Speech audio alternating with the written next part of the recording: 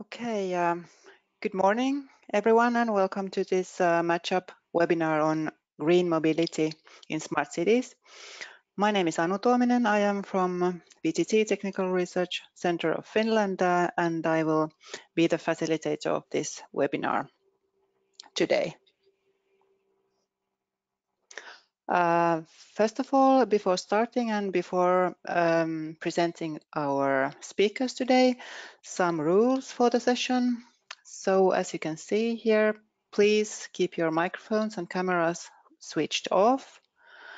And for the questions that you will probably have, use the chat box. The webinar is being recorded, just for your information. And last and not least, enjoy the webinar. Welcome. So here you can see our three speakers today. First, we will have Nelly Staub from the city of Dresden. Secondly, Angel Navarro from the city of Valencia. And thirdly, Sinem Akaya from the city of Antalya. Before we start the presentations, here are some information from the new MAtchUP video on smart mobility, which is available for you to see at the YouTube channel of MAtchUP project. It's called Sustainable Mobility for Sustainable Cities. So please enjoy the video there. Okay, and then without further ado, I will present our first speaker. She's Nelly Staub from Dresden. So please, Nelly, the floor is yours, and welcome. Hello, everybody. It's loading. Okay, now I think everyone can see my presentation. And of course, I made a mistake. I started at the end of the presentation. That's not what I wanted. So here we are.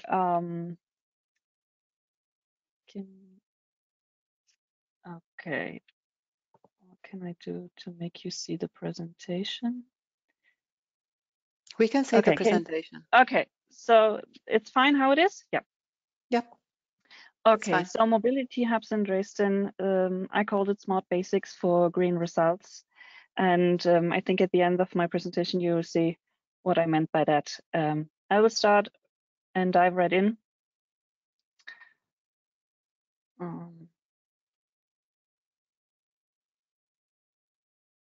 Doesn't work.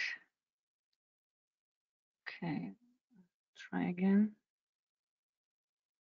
So the agenda will be, I will give you a short overview over the current project status. Then I go deeper into the lessons learned, and then in the end, I will give you a first peek on an economic and ecological benefit study we did just a few weeks ago, which is the latest information we have. So this is how it looks, our Mobi hubs.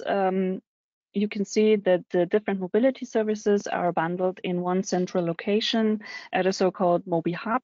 You can find the classic bus and tram stop, and then close by and connected the bike sharing station, car sharing station, and the public charging possibilities. There is an information pillar.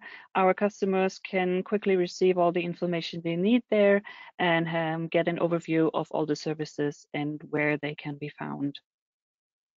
So we are bundling all public mobility at one place.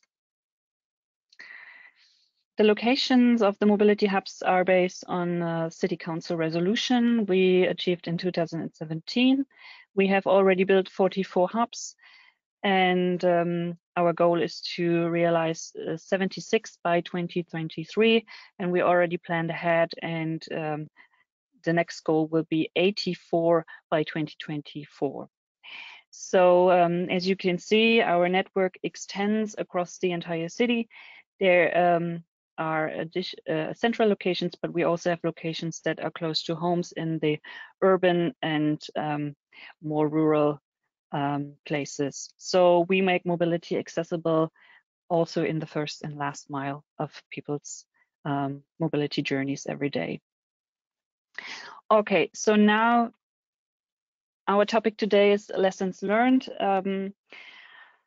I will guide you through. The first thing that I like to present to you is things that went very well for us, things that I can recommend to any city who's trying to build mobility hubs or anything like that.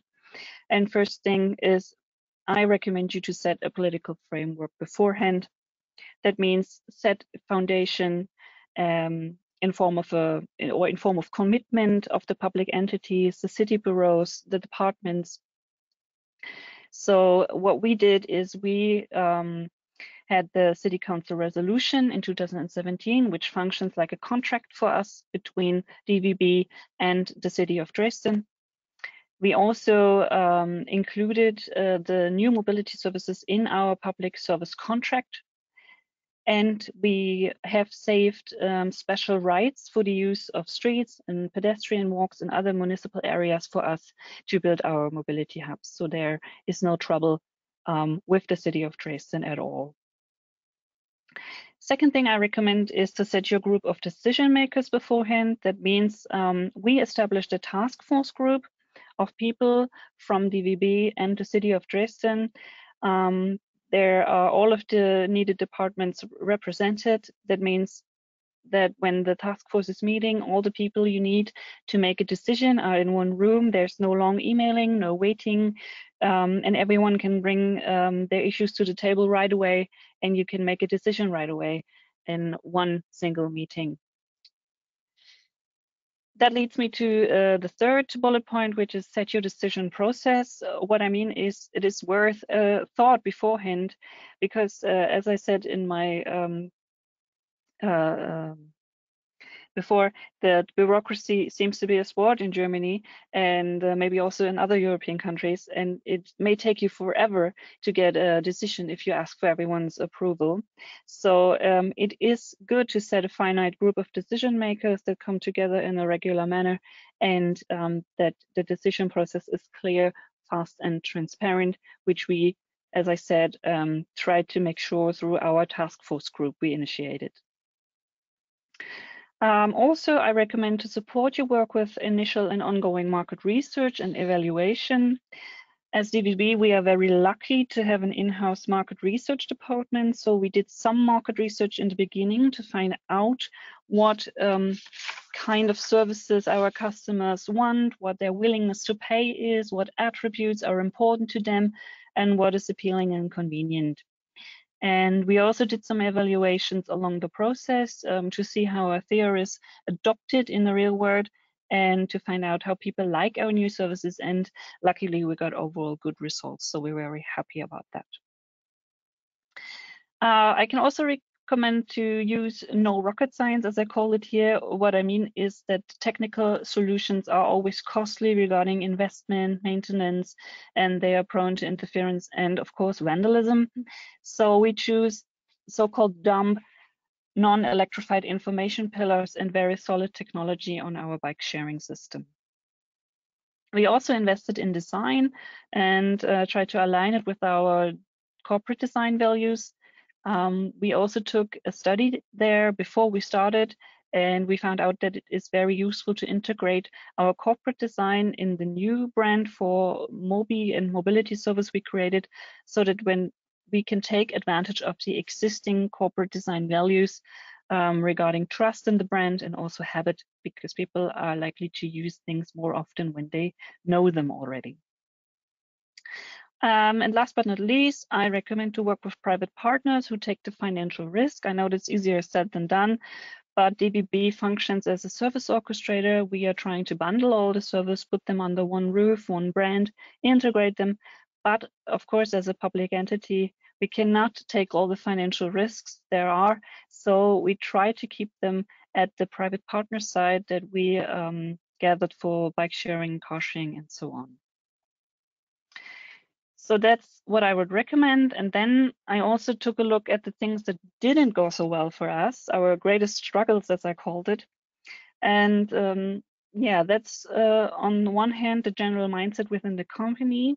What I mean is the understanding that new mobility services should be equal to classic services and deserve the same attention and responsibility. That's not always easy to get that mindset into each and every employee.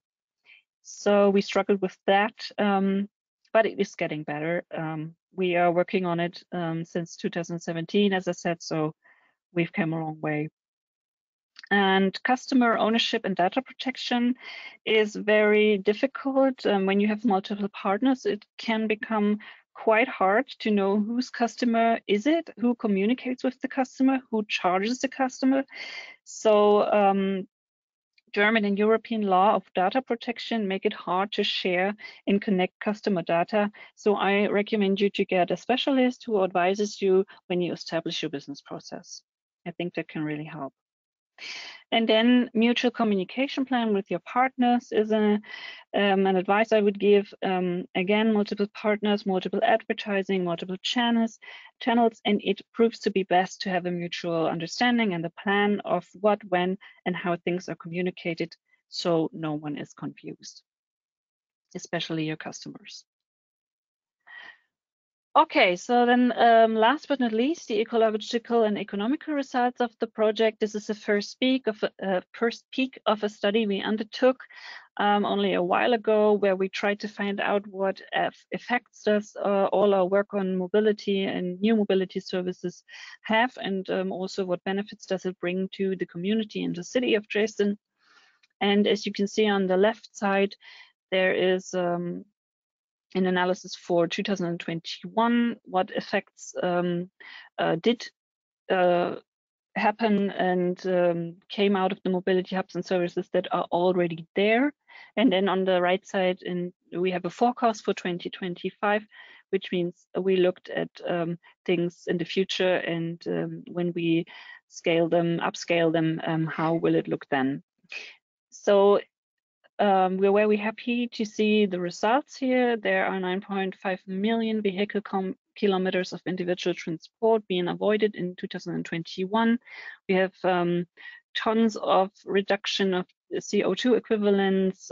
We avoided a lot of nitrogen oxide, particulate matter, and private car ownership. And most important is the municipal benefit of approximately 830,000 euros, which mean 90% too of our investment costs.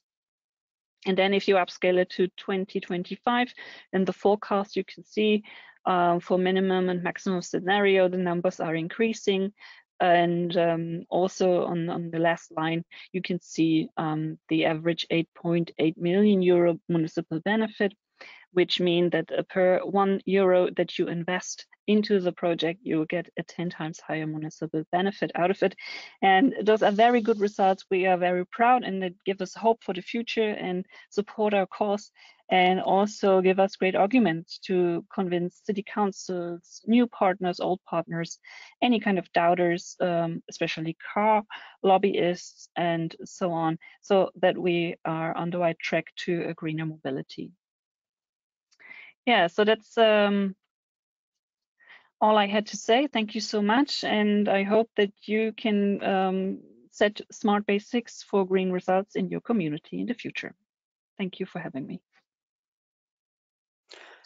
Thank you very much, Nelly. Very impressive results indeed received in Dresden. For the audience, I would like to say at this point that please, if you have questions to Nelly, write them to this chat box and we will deal with them later after all of these presentations. Unfortunately, Nelly can't stay here with us, but her colleague Axel will be here and answer to your questions on these mobility hub issues. So thanks a lot, Nelly. Bye. Okay, and then let's continue to the second presentation. Angel Navarro from Valencia. He will tell us about the seniors on wheels and from the basket to home activities in Valencia. So sounds very interesting. So the floor is yours, Angel.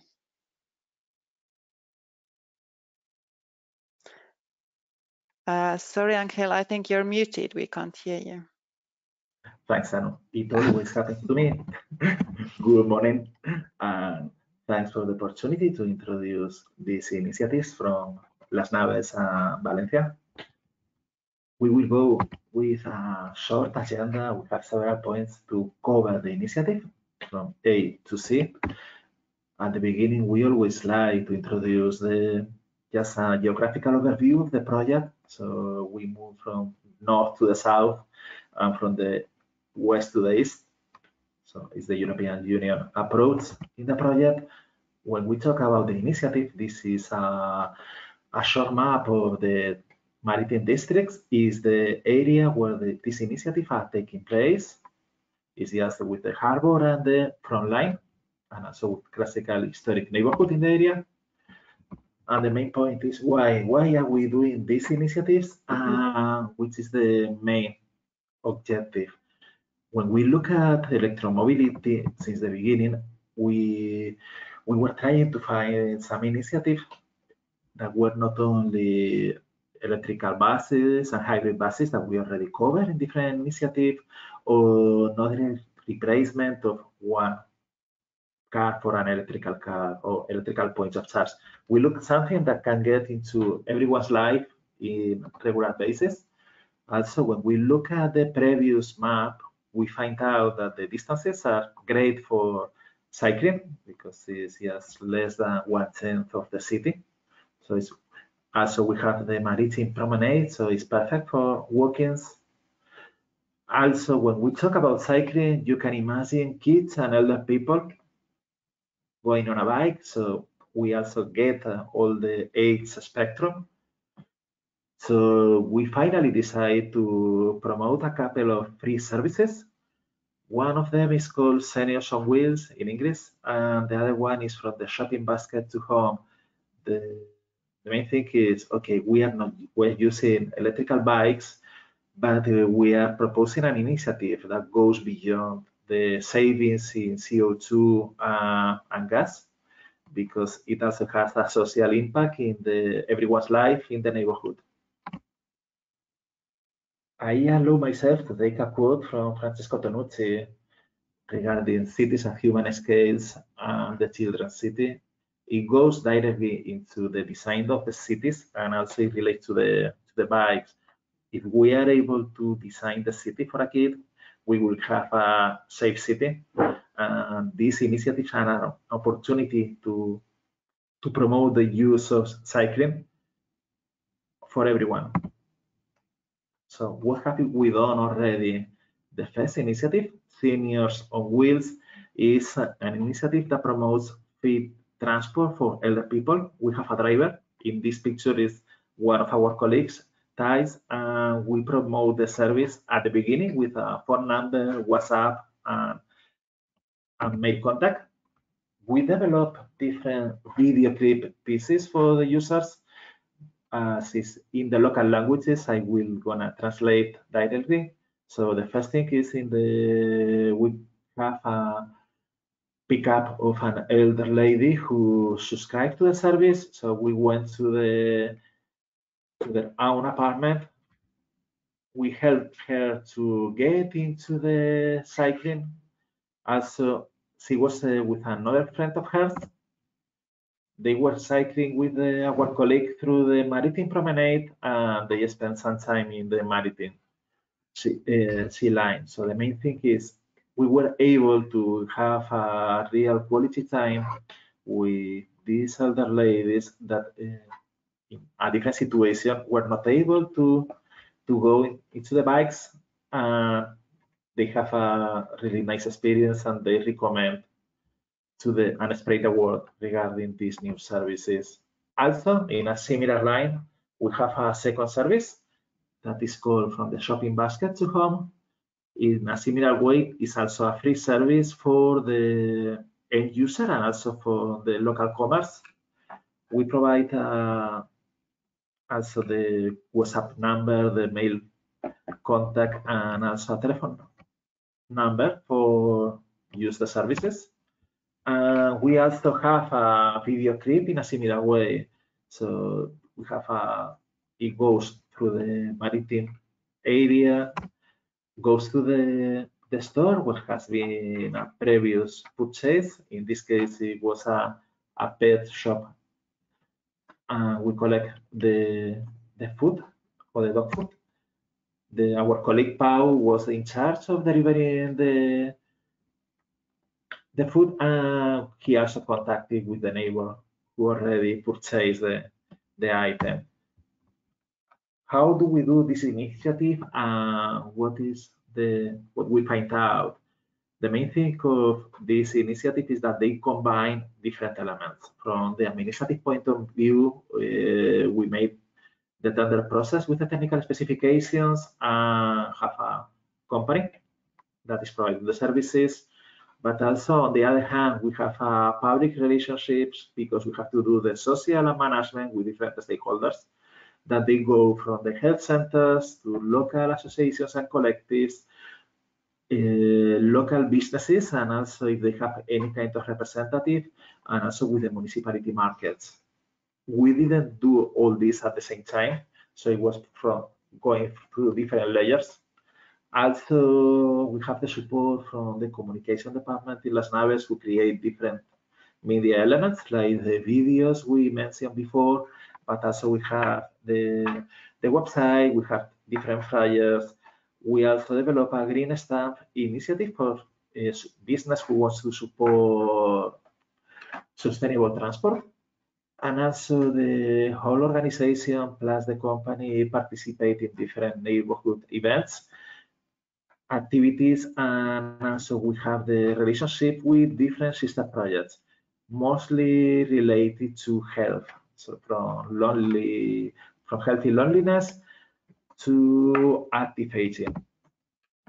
When we talk about the different elements, this is the MAtchUP website that we have for the Spanish side. It's in both languages, Spanish and Valencian, and it has information for the different initiatives. We also got different media elements like the brochures and flyers that we have distributed just physically and electronically. Also, we have almost 3 to 4 interviews in local TVs and also some reports on national TVs about the initiative.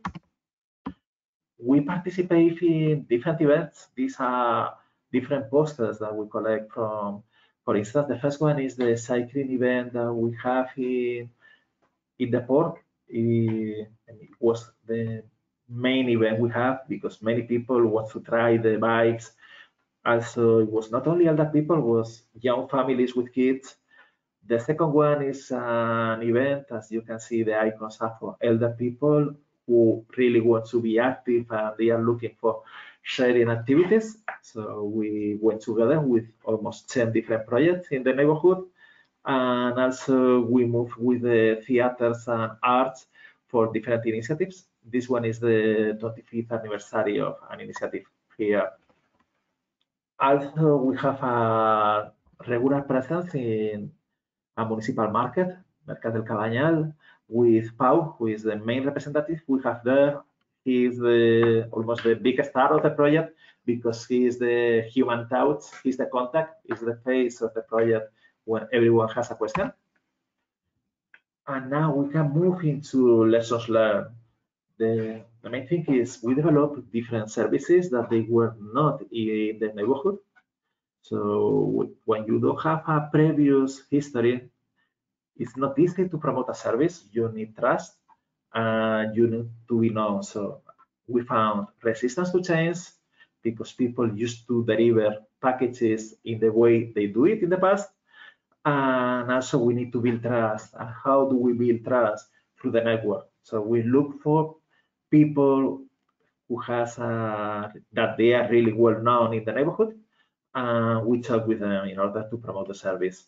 Also, the cycling company is located in a different neighborhood. So it requires extra effort because if it was located in Poblats Maritims in this area, at least the people will have the reference. So in this case, our main driver has been raised in the area, so it's the main contact point, and also the people know him. So it's an asset for us. And also regarding the specifics about the neighborhood, it's an historic neighborhood, so we need to work a little more in order to engage people, and we need to have the contacts for the stakeholders. At the end, as our colleague mentioned before, is not rocket science. We need to move into, sorry, I moved the presentations. So we need to move into the main activities. Sorry for this. I think that now I can open it again. So we need to make we can move from cold doors, so we didn't get too many answers. We were recommended by market vendors at the end. We also get the contact with the health center, so we get the doctors involved, and we also go into presentations in local associations. Another main point for us is to create the bond with different initiatives, as we did with the health centers. So we look for active aging, healthy loneliness. Some of them are developed by our colleagues at Las Naves. And always remember that these kind of services require trust and time, and also people like Pau. So it was a great achievement for us to have someone in the project who was from the neighborhood and was able to explain the project. For us, our next steps are keep on working, collect all the data, and be able to get the feedback for a potential escape up and transference to different areas of the city. That's it from my side. Thanks, everyone.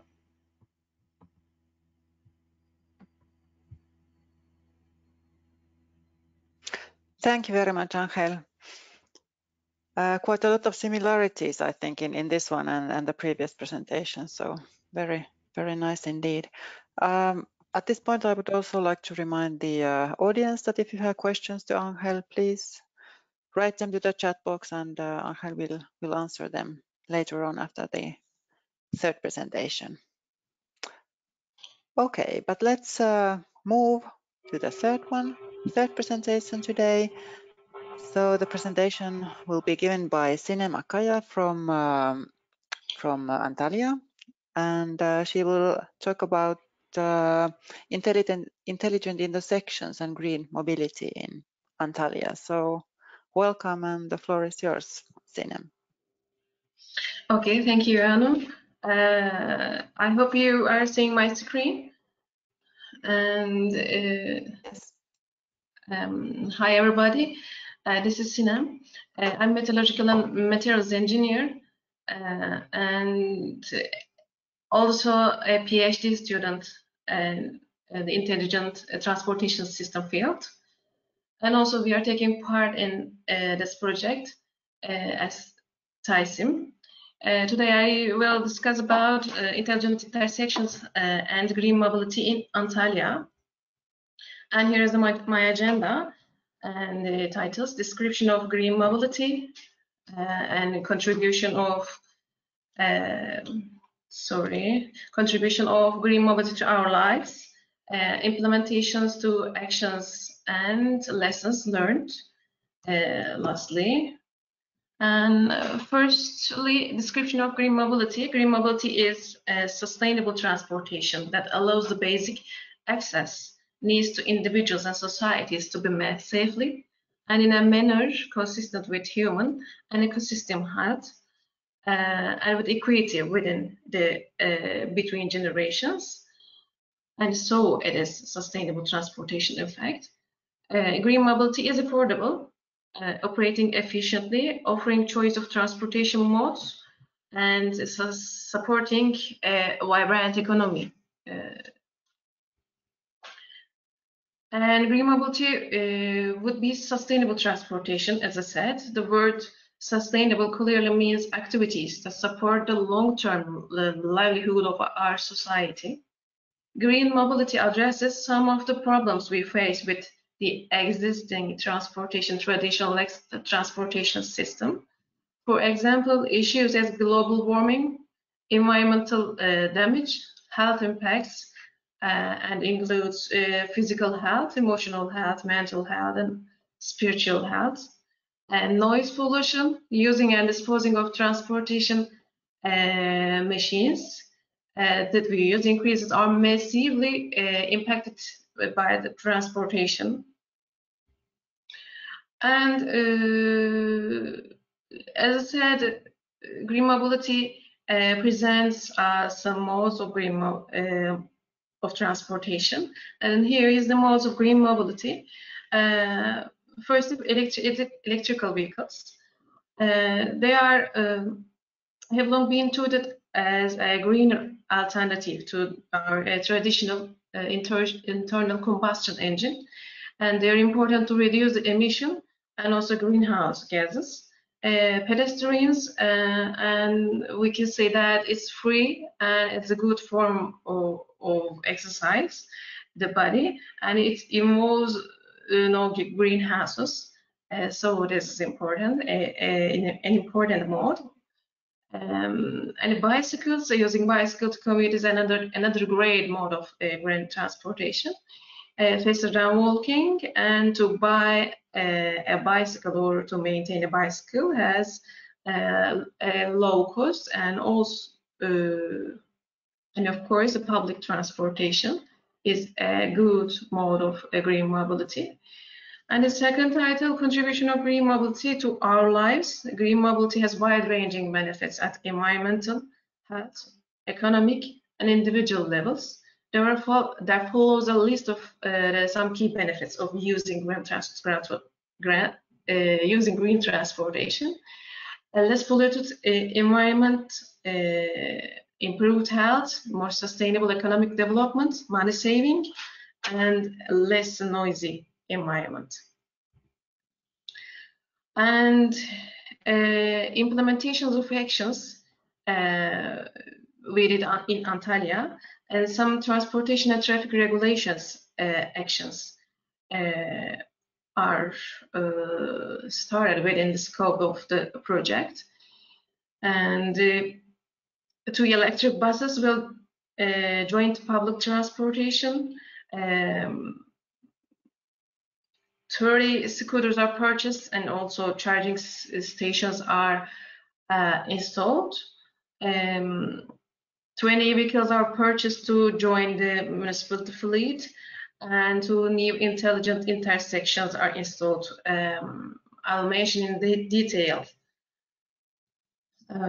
soon. And we have 2 multimodal hub points, and at these hub points there are tram stations, bus stations, bikeways, and nostalgic tram stations, I think. And you can see some images of the applications, and the electrical buses we got it, and e-vehicles, and multimodal hubs, e-scooter charging, e-scooter points, charging stations, and intelligent intersections. And intelligent intersections application in Antalya initiated to supply new intelligent transportation system services to the city. 2 intelligent intersections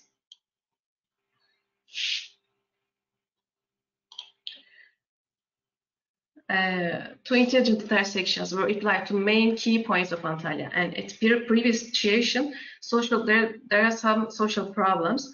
Long waiting durations at signalized intersection was causing many problems, such as delays, high queue lengths, long travel times, etc. And these problems was inducing aggressive driver behavior and triggering the behavior, such not to obey the traffic rules. And the previous situation was causing longer travel times for both passengers and drivers, as the behavior of the drivers was changed because of traffic chaos, and traffic accidents was occurring. And environmental problems at previous situation, fixed duration signalized intersection was inducing an increment of carbon emission levels, noise pollution, and traffic accidents due to the conflict traffic system. and economic problems at previous status. Fixed duration signalized intersection was causing extra fuel consumption because of long waiting times, and besides that as number of the traffic accidents was high and accident costs were increasing. And what we do the intersection, cameras and sensors were installed at the intersection. You can see the camera scene, in fact, the fisheye camera. And all data can be collected, such as vehicle numbers and types from intersection lags, and all proposed red and green time duration. By this way, it was possible to analyze emission, fuel consumption, and waiting duration savings. And you can control all the system online. In fact, chaos at previous two signalized intersections was solved dramatically and related with that number of traffic accidents reduced. And cost-benefit analysis of the application shows that this innovative system economically and environmentally friendly. And these new intersections have positive effect on to reduce travel durations, delays at intersections, long vehicle queues, fuel consumption, and you can see the annual savings at the right side of the fuel consumption, and 871,270 liters fuel consumption saving, and carbon emission. And also we have annually 2,082,371 kilogram reduction in carbon monoxide emission, and noise pollution and aggressive behaviors of drivers caused by long waiting durations and traffic accident risks, and also traffic accident costs. And lastly, lessons learned. Intelligent intersections have a great positive effect on waiting times of the drivers at signalized intersection lags. And these new intersections also have a positive effect on emission reduction and fuel consumption savings of the vehicles because of the short waiting durations. And these intersections have sensitive technological infrastructure, thus as staff should always control and watch the system online, and if necessary should calibrate the devices to get the right true results. System has a dynamic signal timing planning. For this reason, system has a great performance at night because of the low vehicle numbers at intersection lags. And it is seen also this intersection can be applied in many road networks in the cities. For this reason, Antalya is planning to install more new intelligent intersections to its urban main roads and counties in the scope of traffic policy. And that's all from my side too. Thank you, thank you for listening my presentation. Thank you very much, Sine.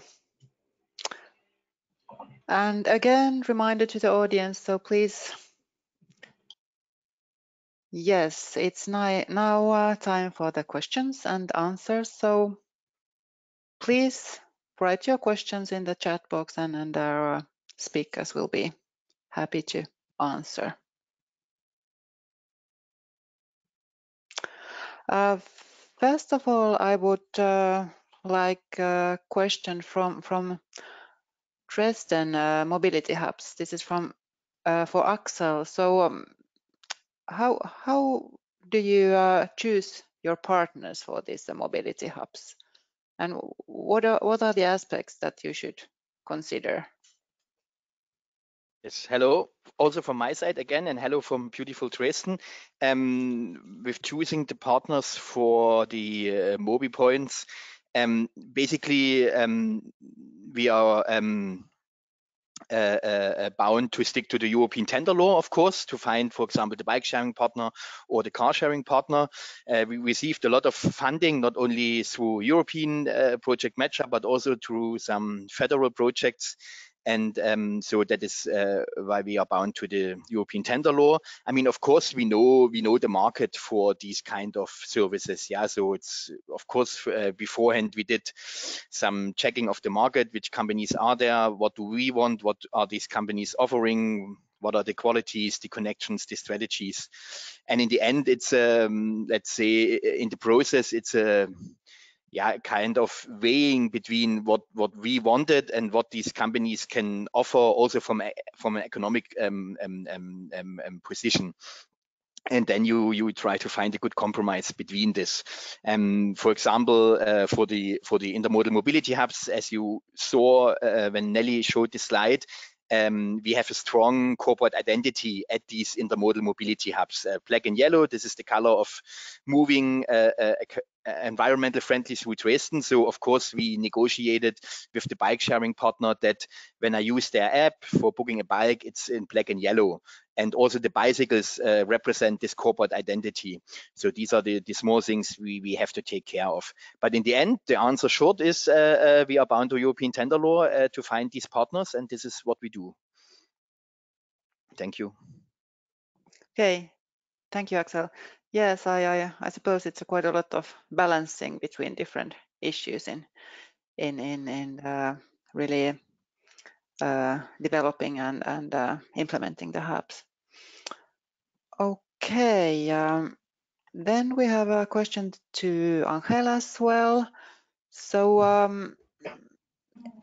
if you would like to launch this kind of cycling service again, so what are the issues that you probably might change? Or are there any? Thanks, Anu. Mostly, I believe, as I mentioned before, that the question about to have a physical point of contact in the neighborhood could be one of them. And also try to reach all the stakeholders in advance, because we have a previous experiences, could be a good idea to build on top of that one and don't start from the scratch. So try to introduce, before to launch the initiative, try to bring the people from the different market of the different areas into this neighborhood and explain the idea, what did it work, and what do we struggle a little more in order to be able to have a quick adaptation. So I think that is learned from the lessons learned that we mentioned before. So try to identify that we need the company has to be located close to the market and the main area, that we need to have a strong bonds with the health sector in order to be able to get the elder people into the initiatives. From that point on, it will be a lot easier to move. So it's the main two pillars that we need to develop the service. Okay, thank you, Angel. But do you still see that this kind of initiatives could be applied also in other neighborhoods and also in other cities and countries? Or do you think that that would be a good idea? They can be. I believe that it can be applied. The only thing is it requires a social assessment. Previously, you need to establish a really good network to be able to have access to the doctors, to the vendors in the market, and then you have the net. You can develop it. Start from the scratch. It almost delays 6 months initiative, because the results that we are watching is that at the beginning the launch was quite slow, and now we are having some speed in order to have more people involved. But it took us to build this trust relationship with the agents. So it can work perfectly, but the only thing is we need to pay special attention to the social engagement and to have access to the right contacts. Yeah, thank you very much. Yes, of course, it's understandable that is a very context specific issue. Yeah. Thank you, Angel. But okay, we have also one question to Sinem. So what can be done to disseminate green mobility actions in the city? What is your opinion based on Antalya experiences?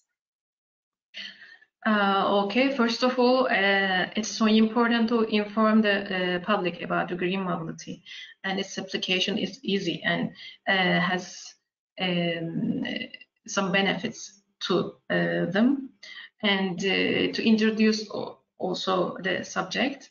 Antalya Metropolitan Municipality has purchased and is using electrical vehicles for its own service fleet. For the municipality fleet, citizens can see this mode of transportation experimentally with the examples like this. At the same time, green mobility should be included in the transportation master plan also. Okay, thank you, Sinem. So I suppose the sustainable mobility issues are integrated in the Antalya master plan. Yes. At the moment, yeah. Mm-hmm. Yes, they are started to integrate the transportation master plan. The municipality staff are working on it. Yeah, that's very good. Thank you. Yeah, thank you. It's an issue that needs attention from several sectors and from several stakeholders and actors. So it's important to be in the agenda for different types of actors and activities. Okay, so now we would still have time for some questions from the audience. So if you have some, please write them in the chat. Otherwise, I think we have come to the close of this webinar. If you don't have anything special in mind for these speakers, now you would have a good opportunity to ask still a couple of questions.